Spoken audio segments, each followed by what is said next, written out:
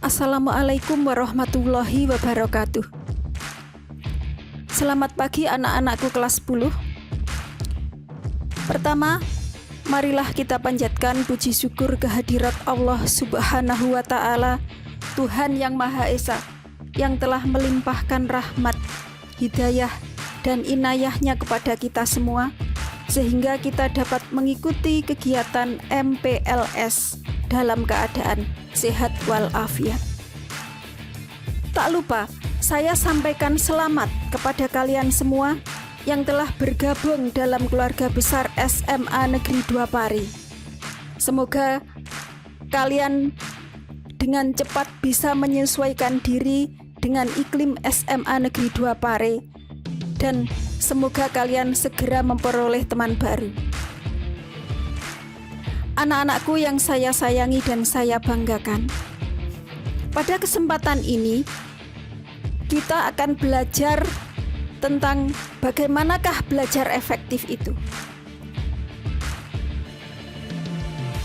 Materi ini saya beri judul Belajar Efektif. Belajar adalah usaha sadar yang dilakukan manusia untuk mengubah dirinya dari tidak tahu menjadi tahu, dari tidak mengerti menjadi mengerti, dan dari tidak paham menjadi paham. Sedangkan efektif bermakna tepat guna atau berhasil guna. Nah, apa saja yang dapat kita gunakan untuk dapat belajar dengan efektif? Ikuti penjelasan saya berikut ya. Yang pertama, tentukan waktu belajar sesuai jadwal. Anak-anak, kalian nanti akan mendapatkan jadwal pelajaran dari sekolah. Catat jadwal pelajaran itu dan tempellah di tempat yang mudah dilihat, sehingga kalian bisa dengan nyaman melihat jadwal itu dan dengan mudah akan mengikutinya. Jadwal ini akan kita gunakan sebagai pengikat pikiran kita dalam mengerjakan tugas sehari-hari. Sesuaikan jadwal tersebut dengan jadwal di rumah.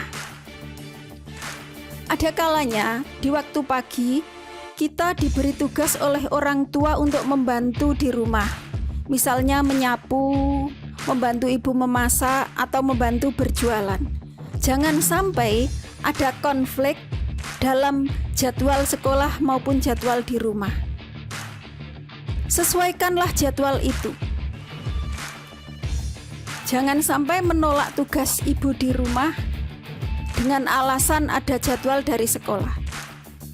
Kita bisa lakukan semua itu jika jadwal kita susun dengan baik. Jangan pernah menganggap di rumah adalah libur panjang tanpa tugas dan tanpa pembelajaran. Ubah mindset. Belajar dari rumah tetap menyenangkan jika kita bisa mengatur jadwal dengan penuh kebijaksanaan. Kita harus bisa bijak dalam mengatur waktu, karena Tuhan punya hak pada diri kita, sekolah punya hak pada diri kita, orang tua punya hak pada diri kita, dan tubuh kita juga punya hak pada diri kita. Jika kita hanya mementingkan diri sendiri dengan memainkan game, nonton drama Korea, atau membantu orang tua berjualan saja, berarti kita berat sebelah. Tentunya ada harga berat yang akan kita bayar nanti ketika Bapak Ibu Guru menegur kita di akhir semester. Sehingga hal yang terpenting adalah kita harus menaati jadwal itu agar nantinya kita tidak stres di akhir semester. Yang kedua, buatlah ruang belajar yang nyaman. Ruang belajar yang nyaman sangat penting untuk meningkatkan mood. Tatalah meja belajar sedemikian rupa agar menarik. Jaga kebersihannya. Cukup pencahayaannya. Tidak digunakan untuk menaruh barang-barang yang tidak perlu sehingga kelihatan kumuh. Tidak bising dan tidak digunakan untuk lalu lalang seisi rumah. Pastikan alat belajar seperti HP, laptop, dan buku-buku pelajaran serta buku catatan telah berada di tempatnya dengan baik. Rapikan lagi jika sudah selesai belajar. Tata kembali sehingga kelihatan bersih, kelihatan nyaman. Ruangan tidak perlu mewah, tidak perlu megah, yang penting rapi. Bisa berada di sudut rumah, bisa berada di ruang tamu, atau bisa berada di kamar. Yang penting rapi dan pencahayaan cukup. Dengan begitu kita bisa belajar dengan nyaman. Yang ketiga, sesuaikan cara belajarmu dengan gaya belajarmu. Ada beberapa gaya belajar.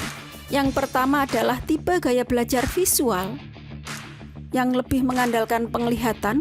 Yang kedua, tipe belajar audio, ini lebih mengandalkan pendengaran.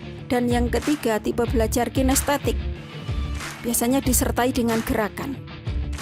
Cermati diri Anda, karena setiap orang berbeda-beda gaya belajarnya. Ada siswa yang membutuhkan tempat yang tenang, yang nyaman, tidak boleh bising, dan tidak bisa bertemu dengan orang lain ketika belajar. Yang kedua, ada siswa yang kalau belajar itu dengan mendengarkan musik, lebih nyaman, lebih nyantai, sehingga membutuhkan headset untuk mendengarkan musik. Dan yang ketiga, ada siswa itu yang belajar bisa nyaman kalau sambil ngemil. Dia membutuhkan makanan-makanan kecil untuk disantap, sehingga meningkatkan mood. Apapun itu, sesuaikan dengan pilihan Anda. Jangan lupa sediakan air putih agar tidak bolak-balik ke dapur untuk mengambil air. Jika sudah disiapkan dengan senyaman mungkin, belajar di rumah sama nyamannya dengan belajar di sekolah. Sehingga belajar di rumah pun terasa menyenangkan. Yang keempat, cari media belajar yang tepat. Saat ini banyak sekali aplikasi belajar yang disiapkan oleh pemerintah untuk menyikapi masa pandemi ini. Aplikasi itu bertebaran di internet. Silakan diakses karena semua itu adalah fasilitas yang harus dimiliki oleh setiap pelajar. Kalau mau di Ayunda sih, tipsnya bersahabat dengan buku. Baca buku, baca lagi dan baca lagi. Karena buku adalah jendela dunia. Dengan membaca buku berarti kita membuka jendela dunia. Informasi semuanya ada di buku. Di masa pandemi ini, kita tidak harus keluar rumah untuk baca buku. Karena di internet sudah disediakan buku dan kita bisa mendownloadnya sesuai kepentingan kita. Juga media belajar yang lain banyak sekali bertebaran di internet. Silakan dicari, sesuaikan dengan kepentingan Anda. Buat senyaman-nyamannya. Yang kelima, belajar bareng teman. Jika anak-anak TK dan SD belajar harus didampingi oleh orang tua, maka kalian yang sudah SMA tidak begitu. Namun bukan berarti tidak membutuhkan pendampingan. Fungsi orang tua adalah mengontrol saja. Belajar bareng teman di sini bukan berarti belajar ketemu teman. Teknik ini bisa digunakan jika kita mengalami kesulitan. Mengingat di masa pandemi ini kita tidak boleh berkumpul, harus menjaga jarak. Maka belajar bareng teman bisa dilakukan melalui belajar dari rumah. Misalnya melalui chat di WA atau video call. Ajak beberapa teman untuk bergabung. Diskusikan soal-soal yang sekiranya sulit. Tentukan jadwal. Diskusikan materi-materi penting atau tugas-tugas dari Bapak Ibu guru yang membutuhkan diskusi. Karena teknik ini menjadikan siswa belajar dan mengajar. Dengan cara ini, kita akan lebih serius dalam belajar. Kita akan mengulang berkali-kali, membaca berkali-kali, kita akan lebih memahami. Sehingga memori di otak kita lebih sering mencatat. Akhirnya kita lebih bisa memahami dan mudah menghafalkan. Di samping itu, belajar bareng teman bisa meningkatkan mood dan menghindarkan rasa kantuk yang sering dihinggapi pada saat kita belajar sendiri. 6. Catat hal-hal penting di buku catatan. Mencatat ini sangat penting. Karena dengan mencatat, panca indera kita akan terlibat semua. Otak merekam, mata melihat, tangan menulis, bibir ikut mengucapkan walaupun tidak disuarakan. Jika kita lupa akan materi yang sudah lalu, kita dengan mudah akan membuka buku catatan. Ada banyak cara untuk mencatat hal-hal penting. Bisa dengan cara merangkum, meringkas, atau membuat ikhtisar. Ada kalanya Bapak Ibu Guru memberi tugas merangkum. Kita disuruh membaca lebih dari 10 halaman dan disuruh merangkum.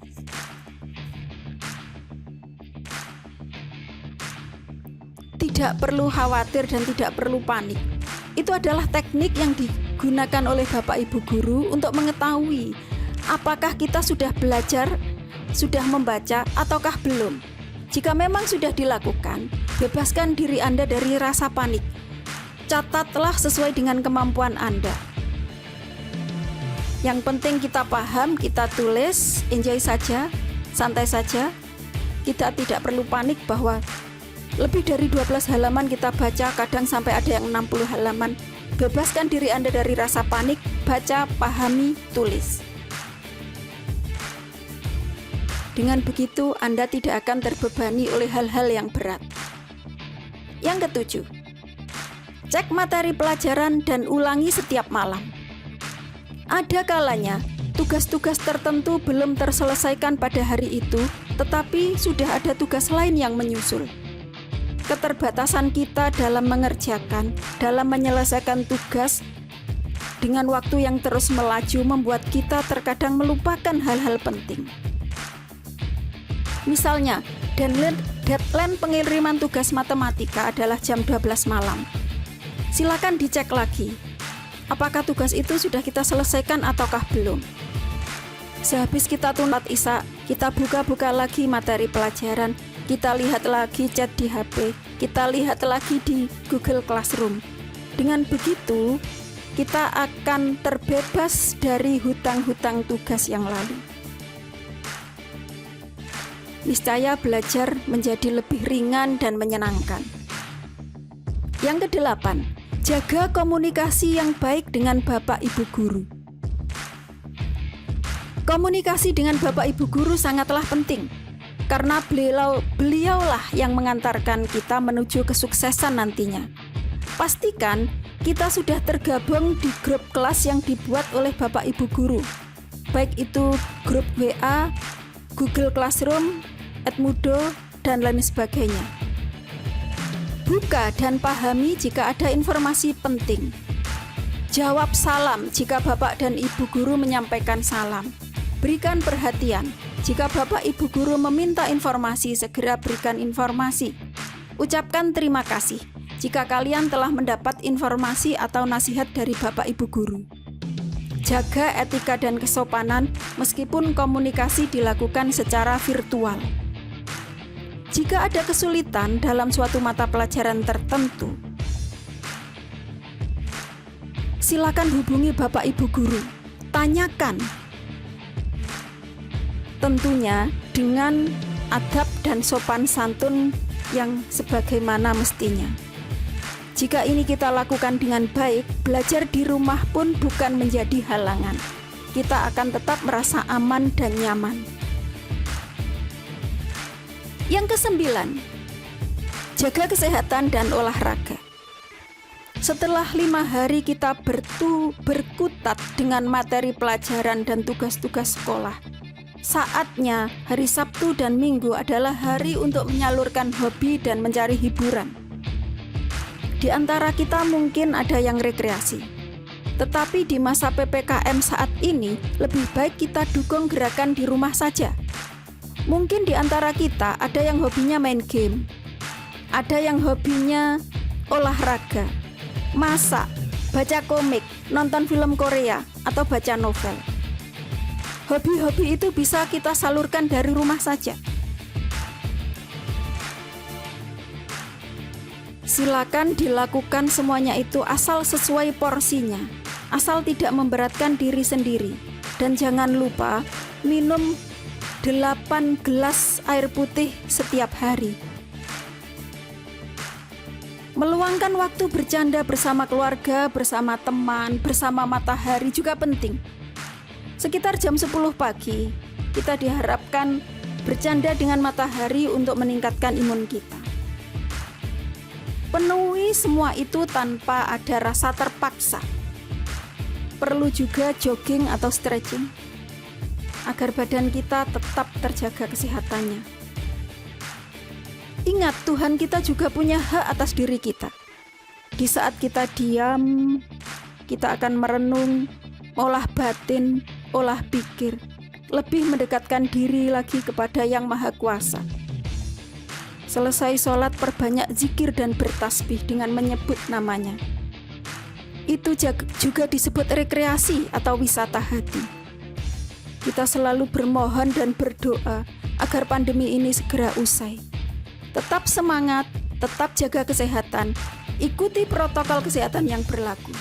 Mari kita berdoa agar diri kita, keluarga kita, dan keluarga besar SMA Negeri 2 Pare selalu dijaga kesehatan dan keselamatannya oleh Allah Subhanahu wa Ta'ala. Semoga semuanya segera kembali normal seperti sedia kala. Demikian yang bisa saya sampaikan. Kurang lebihnya saya minta maaf. Terima kasih atas perhatian kalian. Wassalamualaikum warahmatullahi wabarakatuh.